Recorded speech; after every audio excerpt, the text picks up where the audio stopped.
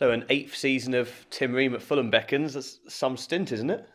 Yeah, it's yeah. I don't think many people stay at a club that long these days, but um, I mean, I'm looking forward to it. You know, I've said from the beginning that um, it just feels like home, and it's become more of a home over the years, and um, yeah, happy that I'm staying another year. Yeah, what does it mean to you to have that contract activated for another 12 months? Uh, First and foremost, it's knowing what needed to be done in order to have that, the option, triggered and picked up, um, in terms of individual performances, but also team performances, to be able to hit those targets, and have the option almost be, pretty much automatic. um, you know it's it's nice. It's a proud moment because I know how much work, the team and myself put into the season, to, and without that, this probably doesn't happen.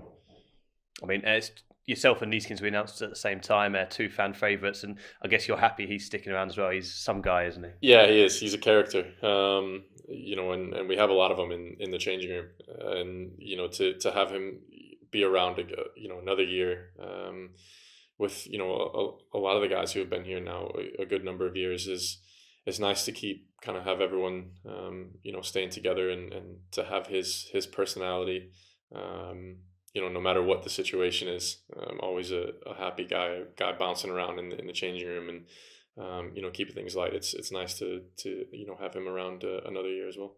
And people like yourself and TC are part of the furniture now. Neeskens he's only a year behind, but it almost would have been weird for people not seeing you at the training ground every day. I mean, are you telling me, or are you asking me? Yeah, I guess. I mean, I'm sure some people probably like to see the back of me at some point, but no, yeah. I mean, listen, we've been here, a long time, T and I, and Neeskens just trailing behind. So I'm sure it would be strange. It'd be strange for me not to be walking around here on a daily basis, and seeing the same faces, and having the chats, and the good mornings, the good afternoons, have a good weekend kind of thing. So yeah, it's nice to be able to do it for one more season, and you never know what happens after that. And someone else who fell into that bracket for a long time was Dennis Adebayo. It seemed very appropriate that he was back for his Forever Fulham award the day we won the title. Yeah, so it was really nice to see him. Obviously, we have been able to kind of keep in touch, through WhatsApp messages, and through different group chats and that, and we all had an idea that he was coming back. We had spoken to him, after the Preston match, so we did have an idea, but it was never fully confirmed. But yeah, to see him, at halftime, and even I was watching Kenny have a good couple minute conversation with him, as we walked out to half. It was nice to have him there. It was nice that he was able to kind of enjoy that moment with the team, because he was a big part of what we were doing up until January, and a big part of the last 6 years, really. And so to have him there celebrating with us, and to have the send off finally that I think he deserves, it was a special moment. He's quite a down to earth guy. He was actually reluctant to get up on the podium and stuff. I think Mitro literally pulled him up there, but he had to be up there for what he did in the first half of the season, didn't he? Absolutely. And he is that type. He doesn't, he's not one for the limelight. And we have a lot of guys who are like that, and I think that speaks volumes of the changing room, and the culture that we have here. And to have to be physically put up, to say something, and to give a speech was a typical Dennis, and a typical Dennis speech as well. You were the only player who started all 46 games for us this season. I think if you hadn't picked up that injury, it's Hull probably would have played every minute of the campaign. In what is a competitive squad, that's some achievement. Yeah, it is. And one that I think in the last two promotion seasons I was very close to doing, if not for a small injury and a suspension. So yeah, to be able to do that in this squad especially, yeah, super proud moment for me. But again, that just it comes from the work behind the scenes and taking care of yourself, and really it's a product of the team doing well and as a whole and getting results. So yeah, it's a pretty impressive achievement to say the least. But I said in the beginning of the season that my aim was to play every game, and if it wasn't playing every game, to be available for every game, and um, that was the individual goal for me, and obviously the team goals were what we achieved. So to be able to achieve what I set out to and what we set out to do was yeah, it's pretty pleasing. I mean, it's easy to say now, but genuinely, the target from day one was win the title, wasn't it? Oh yeah, I mean, we've not hidden that fact. We had a meeting the very first day, and the question was, what do we want to achieve? And it was, we want to achieve promotion, but achieve promotion um, as the title, with the title, with being the number one spot. So everyone can say, oh yeah, it's hindsight. It's easy to say that now, like you just said, but that was the very first conversation that we had with the manager and the staff, and to then go on and do that is yeah, it's you look back on it and you think, it took a lot of hard work, but we set a goal and we did achieve. If you had to pick a perfect way to secure the title as well, that Luton game, you couldn't have written a better script, could you? No, and I think the manager had mentioned that, didn't he? If you looked at the way the season had gone, and you looked at how did we want to wrap it up, I think another 7-0 would have.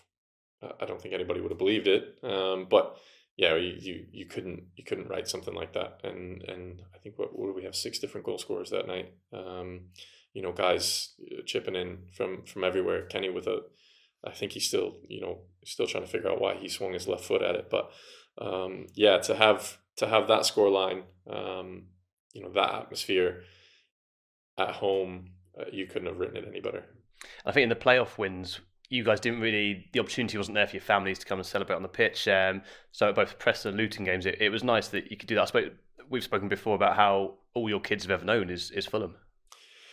Yeah, and I got a lot of stick on Twitter for mentioning that Luton game, the final game, and wanting it at a fairly normal time, in order to have my kids there and not be overly tired and crabby. But yeah, I mean, I think it's, so we go through a lot as players, fans, and the club go through a lot throughout the season, and behind it all are our families, and to have them there and be able to celebrate in 2 different capacities. Obviously, the Preston game, being promoted, but then ultimately celebrating winning the title on that Monday night is important. Is to have them there and join in the celebrations, and feel the love from everybody within the club and the fans is something that I think every guy was asking me, are the families going to be able to come on? Are the families going to be able to come on? And that was important for everybody, and that's, like you said, that's all my kids know. Fulham is all my kids really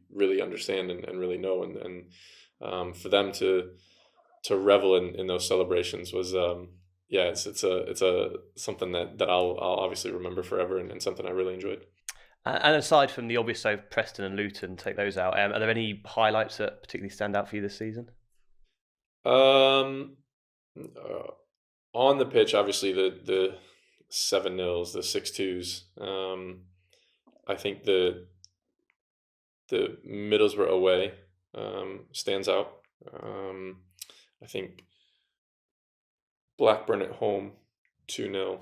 I think it was really when we started to think, right, we're really now putting teams, and cementing that that spot at the top. I think the big moment off the field that I think brought a lot of people together was having Reese come to the training ground, and the celebrations at Bristol, even though it was not a result we were too happy about. But I think that in a way brought the club and the players so much closer together than we were before that. And I think that moment off the pitch stands out to me. But then obviously, like I said, the Middlesbrough win away and the Blackburn win stand out on the pitch.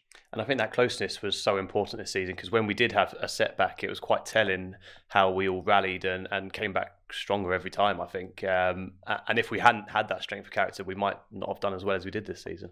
Yeah, and I think the credit has to go to the manager and the staff. They've come in, and it's like, we're going to hit bumps in the road. We're going to have results that we aren't happy about, but how do you react to those? And he made sure that the next day, or if we were in 2 days later, that we were coming in and having a smile on our face. That there was no point in being overly down and dwelling on results, because you don't dwell on wins. So why are you going to dwell on the negatives and the losses? And I think that put us in a good position to constantly come back stronger and bounce back after results that didn't go our way.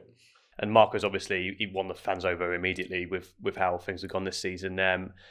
As a defender, how do you find playing under him? Because there's obviously such emphasis on attacking, but I know clean sheets are really important to him as well.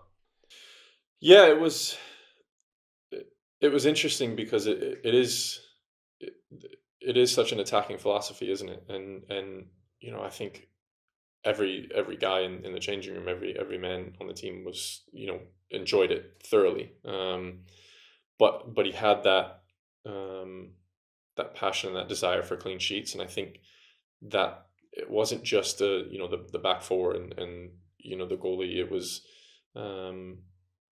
was working from the front all the way to the back when we defended. So I mean, I couldn't tell you the amount of times I actually saw Mitro sprinting and sliding to block defenders who were going to hit a long ball, or really working in a way that I've not seen him work off the ball defensively. And so it was, I think it can be hard at times because you're pressing so high and you constantly have the ball. And he preached a lot of being focused for 90 minutes, and I think that was it was a big thing for us is keeping clean sheets, because we knew we would score goals, but sometimes you're not going to score 2, 3, 4, 5, and you needed to keep clean sheets to win games. So I think it was, like I said, it was difficult, but in a way it was fun at the same time. And I think that was the biggest thing, is that the whole season there was fun and smiles and laughs, and I think that was that was a big key for us.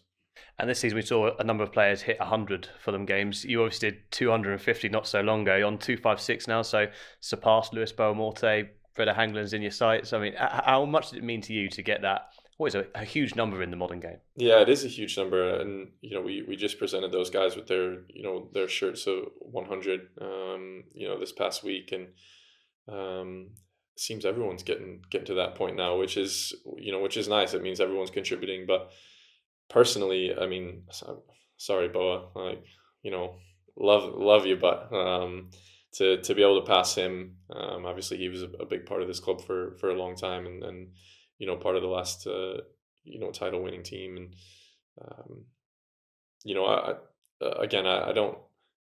I don't really do personal accolades, but it is proud when you hit them, because I didn't know I was coming up onto 250 until a few people had mentioned it to me. But it just goes to show the amount of work that's put in, the amount of years I've been here. And TC was having a good laugh. Imagine that we played in the championship every single year. Thankfully we haven't.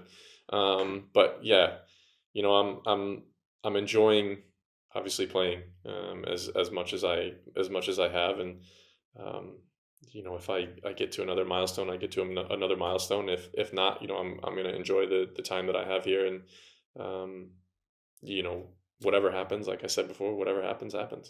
And you guys have got a well-earned rest now before a massive pre-season as we target that Premier League survival. Yeah, I think I calculated the other day 7 weeks. Nice change. Yeah, nice change. Very nice change.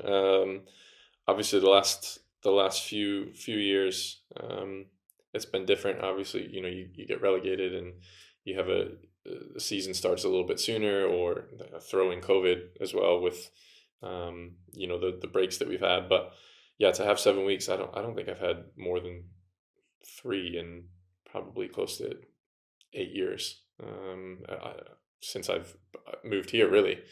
So it's going to be a nice change, a nice break. Spend a lot of time with family. Go back home for the first time in 3 years, which is crazy to me as well. My family doesn't really even know my youngest, because she was only 6 months the last time we were home. So it'll be nice. It'll be nice to have some downtime, but knowing myself, I'll take a week and then I'll start ramping it back up again. Tim, thanks for chatting to us. Congrats on a great season and enjoy your summer. Thank you very much. Pleasure to be here as always, and I'm looking forward to another year.